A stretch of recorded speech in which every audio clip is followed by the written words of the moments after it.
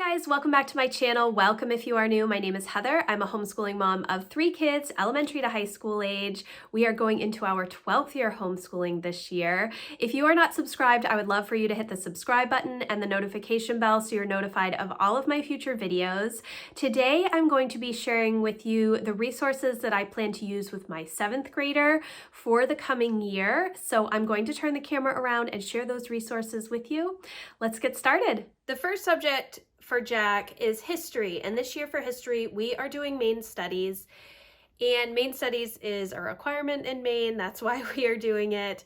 Emma did it in 6th grade, and when we did Maine studies the last time, she just went through this Maine studies workbook, and we did a lot of stuff in the atlas, and we did some field trips and such, and then we also were using Sunlight Level H for history that year.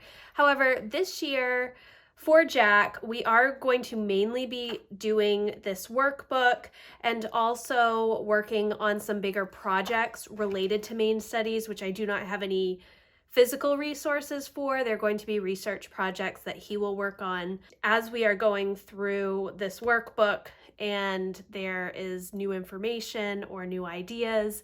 He will decide on some projects and do them. So this is going to be his Maine history for the year, Maine, M-A-I-N, as well as Maine studies. I'm hoping that we can do some field trips this summer and fall, because the weather is always so beautiful in Maine during those 2 seasons. So we will see. It's all up in the air, you know, dependent on weather and everything else that's going on. Gas prices is another big thing with regards to traveling, because Maine is a very large state. But we do have a lot of beautiful lighthouses and historic sites and state parks and things like that that would be fun to include in Maine studies this year. And then in addition to going through this workbook, I do have a few books for Jack to read specifically for Maine studies. We will see how it goes. A couple of them are very short: Lost on a Mountain in Maine and Sign of the Beaver, which we have read several times already, but those will be quick books for him to go through. And then I worked with our children's librarian to pick some other books that I think Jack will like. The first is The Mostly True Adventures of Homer P. Figg. The next is Angus and Sadie. Then Navigating Early, The Fog of Forgetting, and Ben of Old Monhegan. And so those are all books that I have at the library that I have access to. And those are books that he is going to read specifically for history, for Maine studies this year. There is one book, I think Navigating Early, that has either an arrow or a boomerang with it. So I have not finalized my Brave Writer choices yet. That will be a completely separate video, but I think that it's that book that there is an arrow or a boomerang, and I will want Jack to also do that as part of English and language arts and Maine studies. The next course is math, and I have this Math UC pre-algebra for Jack this year. I do not know how it will go, if he will like this or not. He finished up Singapore 6B in November of last year, and when Emma finished 6B, she tested right into Algebra 1, and we started Algebra 1 with Math UC, but it was a little bit different. It was a lot different than Singapore math.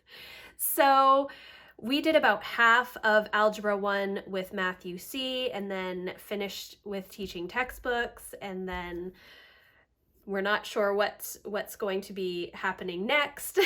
If we're going to try and do a full geometry course, if we're going to move to Shoreman math. Math is still up in the air for Emma, which this is not Emma's video, but I will leave a link for it if you're interested in her 9th grade choices.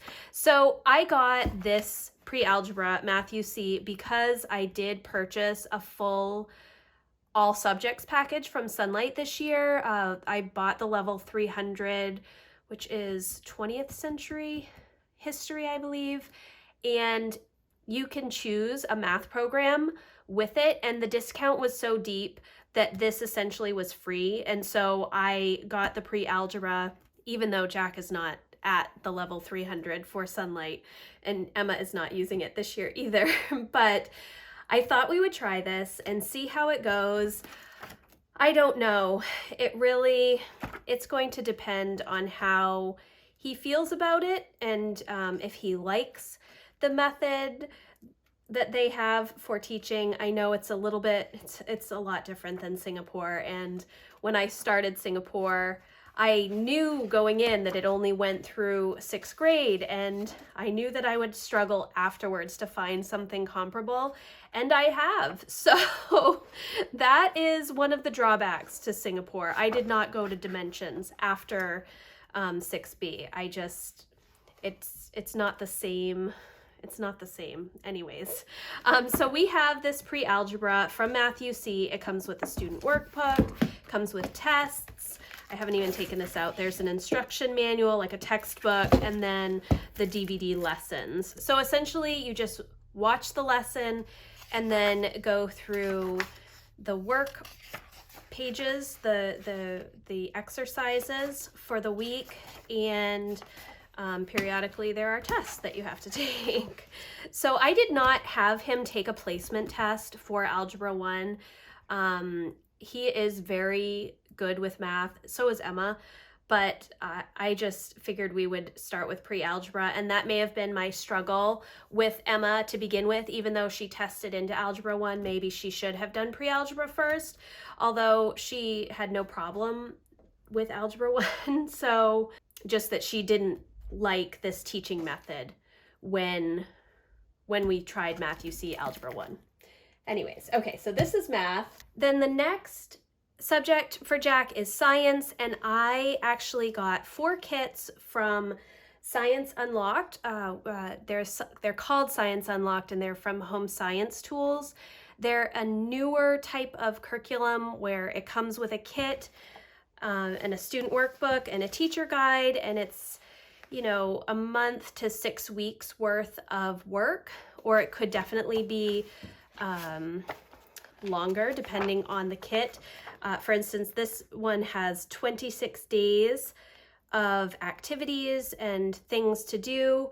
And some of the other kits that we got, some of the activities, the time required was 90 minutes to 2 hours. So on those days, I think that it could be broken up into multiple days.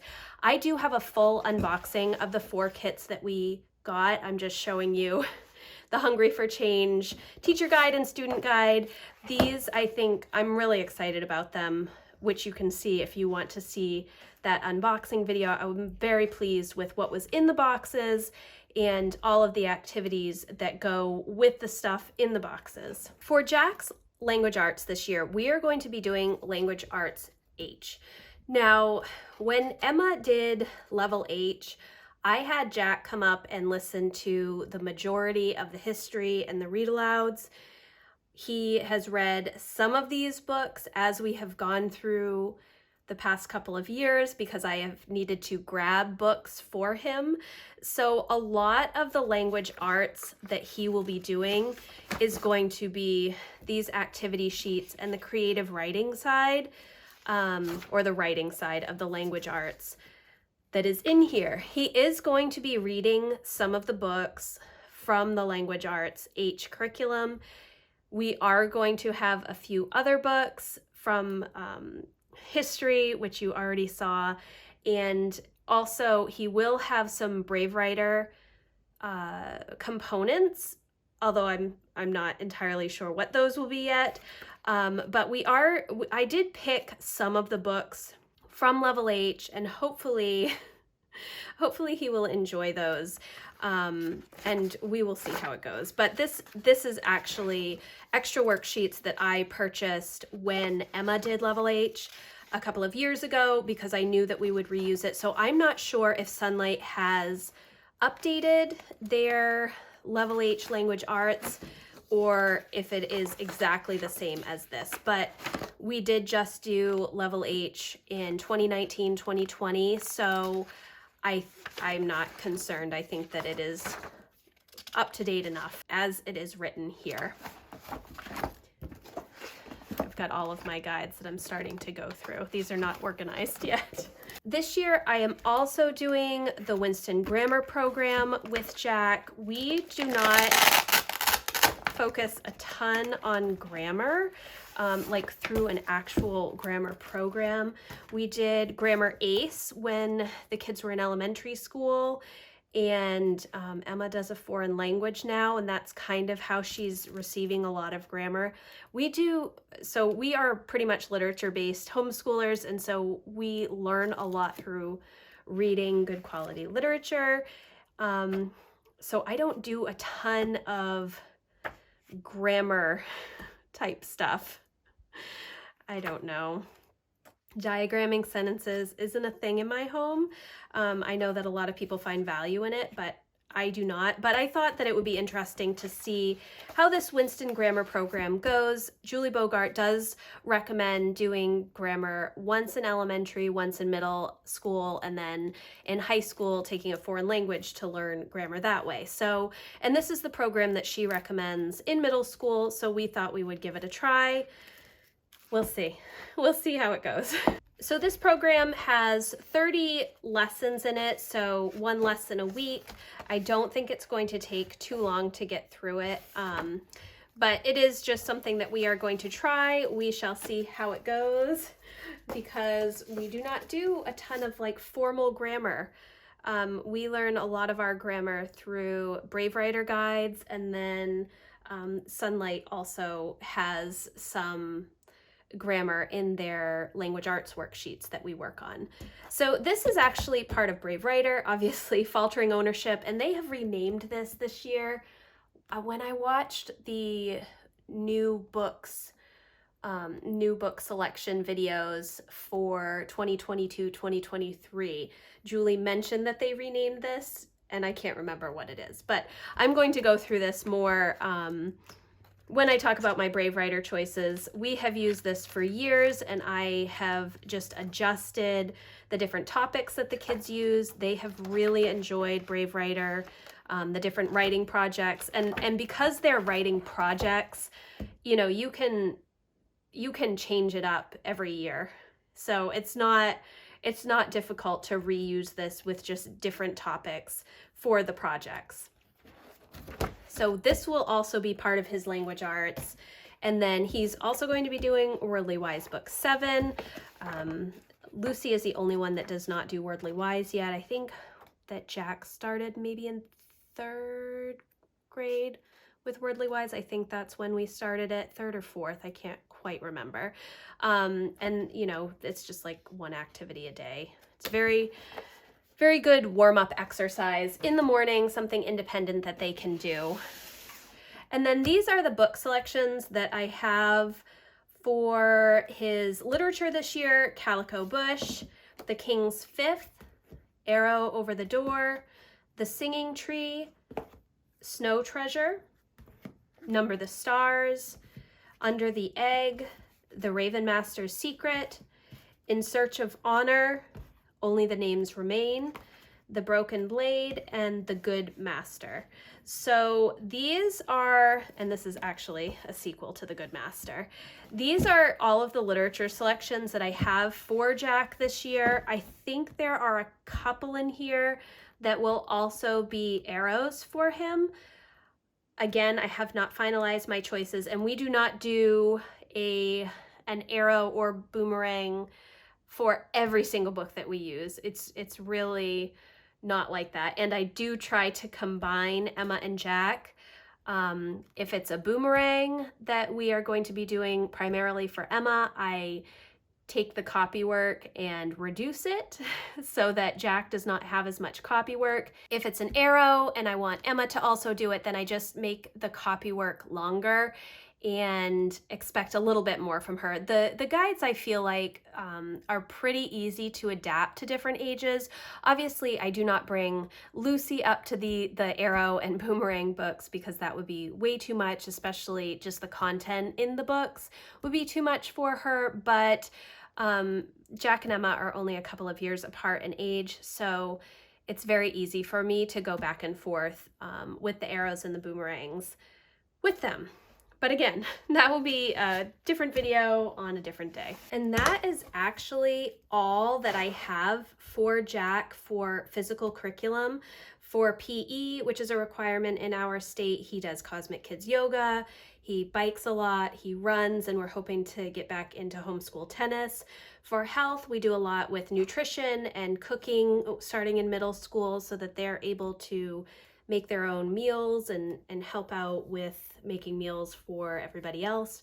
Right now, Emma mainly does breakfast and lunch for everybody, so it will be good to get Jack in on that. Library, Maine studies, research, library tour, library visits, and then fine arts. He will use Art for Kids Hub, that's a YouTube channel, and then he will continue working on animation and video editing through the Adobe Creative Cloud, which he does for his little YouTube channel. So those are all of the subjects for my 7th grader for the 2022-2023 homeschool year. I think that I covered everything. It's possible that I've missed something. I did forget to choose science for Jack until a few weeks ago, so it just totally slipped my mind to actually buy science for him. But that is the end of this video. And if you liked it, please give it a thumbs up, and I will see you in the next one. Thanks, guys. Bye.